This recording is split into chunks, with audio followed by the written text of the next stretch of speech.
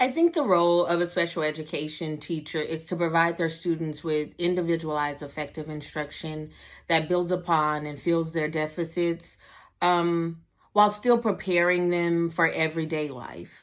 I also think that this is done when we prepare their IEPs and we include the best practices, we include curriculum that is at their specific functioning level, and we are taking into consideration all of those very specific things that are tailored to that student, while keeping in mind those procedures and protocols outlined by whatever school district you work with or the Department of Education.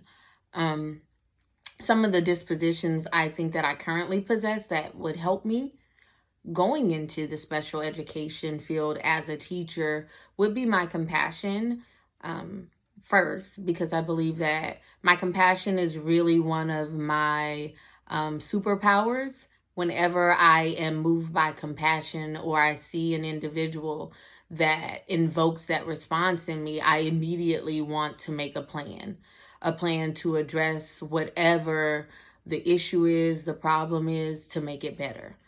I think another thing that would make me successful in going into the special education field is my respect for diversity. Currently, I work in the school district and I see a lot of kids in the special education field that have some behaviors or that may lack some skills like communication verbally. And I think people can forget that they come from different backgrounds, and some of that contributes to some of the behaviors we see.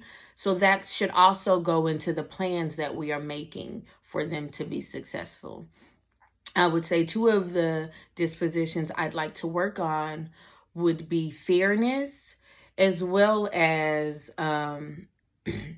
reflection, because I don't think I take enough time to reflect on events that happen. I'm always going, trying to think of the next plan. But even plans that fail or events that may look small, in some reflection gives us information on how to go forward and do better the next time for our students. I also think that's another thing to add to the role of a special education teacher, is to forever be learning, forever be evolving, so that we are being our best selves for the students and our coworkers we encounter on a daily basis.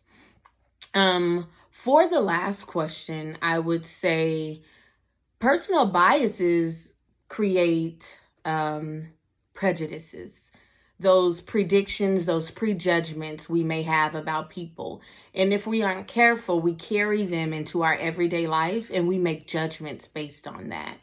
So I think that going into the special education field, it's important to be aware of those personal biases and do kind of like a self-check, so that we aren't applying those personal biases to the way we're assessing our students, the way we're assessing our coworkers.